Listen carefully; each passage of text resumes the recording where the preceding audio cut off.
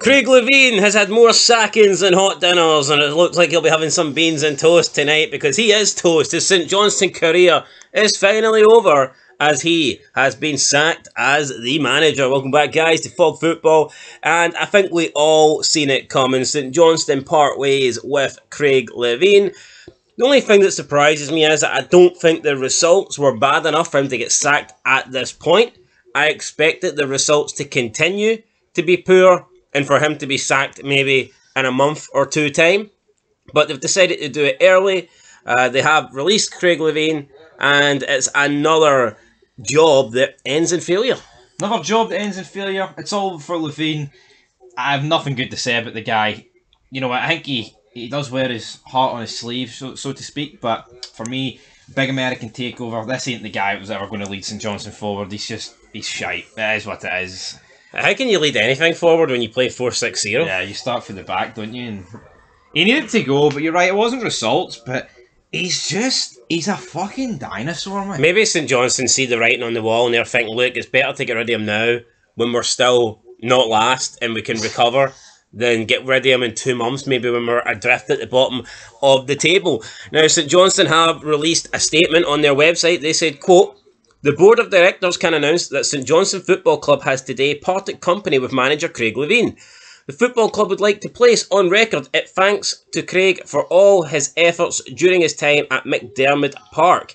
Andy Kirk and Alex Cleland will take charge of the team ahead of Saturday's game against Ross County. A further update will follow in due course." End of quote. I mean, that game against Ross County in Dingwall, that's absolutely massive. I know it's early days, but you lose that and already you're 5 points off, in my opinion, the team that you're battling for that 12th spot. Yeah. Obviously, we can joke about Hearts, Kelly. They won't be down there come the business end. Ross County probably will. St Johnstone certainly will. I mean, who will the St Johnstone manager be? I mean, I guess we'll get betting odds up within the next week. I mean, who could take Next it? few hours, I think. Well, I mean, it's a slow news week. I don't know if it's that slow news week, but I mean, who could take it? Who's available to take it? Robbie Nielsen. No, that's Bob. No, he's sure he manages Tampa Bay Rowdies or something. Tampa Bay. Michael Beale returned to Scotland. No. He's already managed one club in blue. St Johnston's beneath Michael Beale.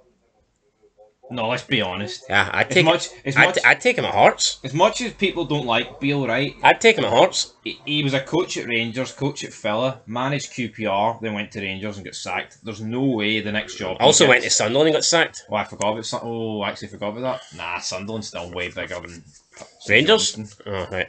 Anyway, so let's look at the results then, because honestly, I don't think the results are that bad. Pre-season friendlies. Played 3-1-3. We're not going to look too much into them, but you know, it's at least it's 3 wins, unlike Hearts who had 3 defeats. I'd much rather win friendlies than lose friendlies. Yes. And friendlies do kind of, you know, you can kind of see how you're going. But look at Celtic and their friendlies. We're playing well, we're winning. We thought they're going to be good. Alright, yeah. You looked at Rangers, weren't winning, didn't look good, and you thought, you know, they're going to be shiting. What we've seen in the friendlies actually has transpired into, you know, real life or whatever in the important games, the games that matter. So you can take a little bit for friendly. So 3 wins out of 3. We move into the Scottish League Cup. The group stage, I mean, that 3-2 defeat against Alloa Athletic, that was a poor result, but they did win the other 3 games, a 2-1 win away against Brecon, and then 2 home victories against Greenock, Morton and East Fife. What I will say is, pretty damn easy group there for St Johnstone. Had they got a tougher group, I'm not convinced they would have got out of it. No, and obviously they're not out the cup. Yeah, but I mean, the 3 wins are Brecon away, Morton at home, and East Fife at home. Yeah, kind of have to win those games, don't you? Yeah, if you don't win those games, I mean, Levein would have been sacked in July. Yeah, they then got into the last 16 of the League Cup where they lost to Rangers. Controversial game, we know. Craig Levein came out, he wasn't happy about it. I believe he got some form of sentencing, which we haven't actually learned yet. 2 years. I think, well, I think that's the date is on the 22nd of September. He will find out his punishment. So, yeah, the League Cup, look, for St Johnstone, how far do you really expect them to go? I don't think you can complain. They got out of the group stage, it wasn't great, but they got out and then they lost to Rangers at Hampden. There's no shame in that. That's not a sackable offence. No, and it was controversial to say the least. Yeah, then we move into the Premiership opening game, lost 2-1. At home against Aberdeen, we know how good Aberdeen have been. I mean, it was a... Well, I don't think there was much in that game, to be honest, but they did lose. They then picked up a 3-0 win against Kelly away from home at Rugby Park. Kelly were down to 10 men in that game because Wright's a red card machine. Plus, they were struggling with the European games as well. So, look, that was a good win for St Johnstone, but I think they were aided a little bit with the victory. No, I don't get. Actually, what I really don't get about Kelly especially, they struggled with the European games. If you actually compare them in Europe to the league, it's fucking night. The way Kelly played in Europe, they would smoke themselves 6-0. Yeah, I mean, possibly, right. Then we go into the next game at Tannadice. It was Dundee United 2, St Johnstone 0. St Johnstone got a man sent off on the 84th minute and then conceded an own goal in the 88th to make it 2-0. Next game at home, McDermott Park against Motherwell. They were drawn up until the 94th minute, where Motherwell got a late winner, and then they got another red card down to 10 men, and then the Hibernian game we all know about, down to 10 men again. So, I mean, St Johnstone have had a man sent off in their last 3 Premiership games. It's hard to win Premiership games if you're going down to 10 men all the time, albeit those red cards did come in the 84th, 96th, and 89th minute. But still, I mean, it's not a good disciplinary record. But we can see here that they've never been destroyed. If we look at their defeats, 2-1 Aberdeen, 2-0 Dundee United, 2-1 Motherwell, and 2-0 St John. You know, it's not like they're getting annihilated here. Nah, but it's narrow. He doesn't get annihilated. It's narrow defeats, and honestly, man, I think that if they kept Craig Levein in charge, he'd continue to pick up L's, and probably sometime in October, maybe November, they'd have been like, right, well, thank you, Craig, but if we keep you, we're going to go down. We'll see you later. But I am surprised that he's been sacked this early because I don't think the results warrant that. But again, can you blame St Johnstone? They've got every right to predict what's going to happen in the future, and they obviously don't predict good things under Craig Levein, so they've decided that, sayonara. It's weird that he's away first, though. I thought it would have been Naismith.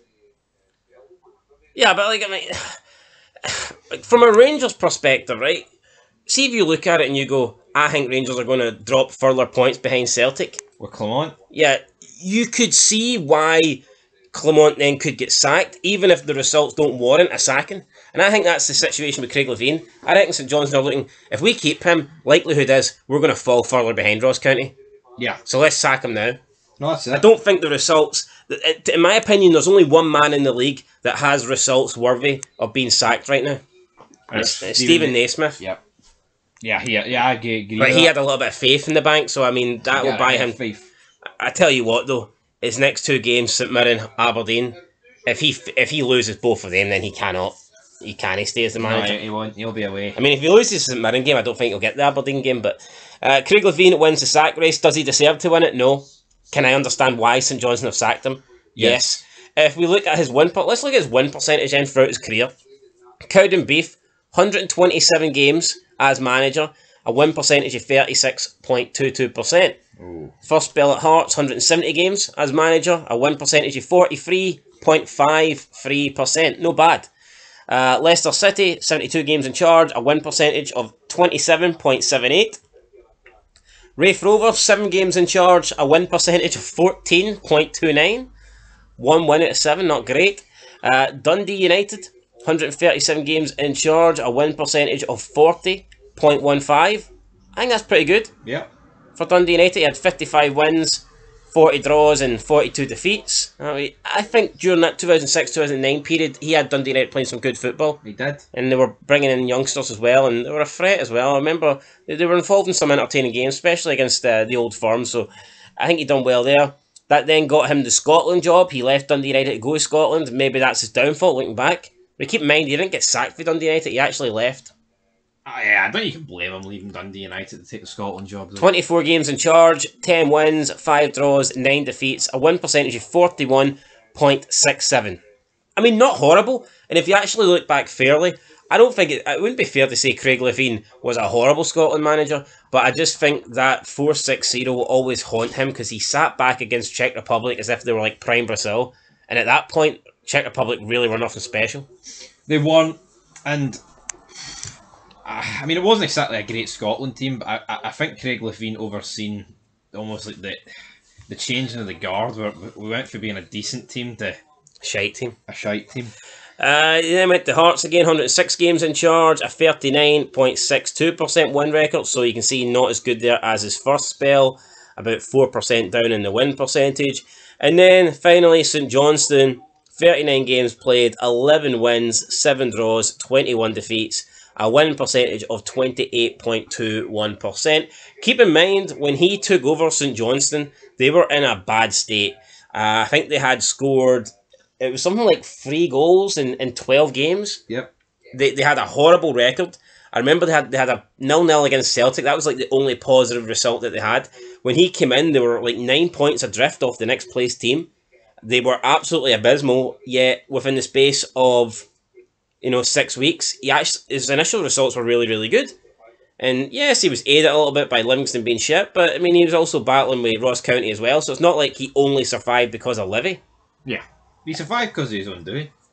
He done well initially, and you know what? Had Craig Levein came in and maybe stayed in the job for 2 months and then went, right guys, I've come in, I've steadied the ship, I've got you from last place, I've got you into like 10th now, 9th, whatever they were, and things are looking good for you, I'm going to step down, and you can... Then his reputation wouldn't be looking that bad. Yeah, he should have left at the end of the season. But it's hard. We said this last season. It's hard to leave when you're on top. Although I think you could tell by the end of the season that there was a decline. His objective was keeping them up.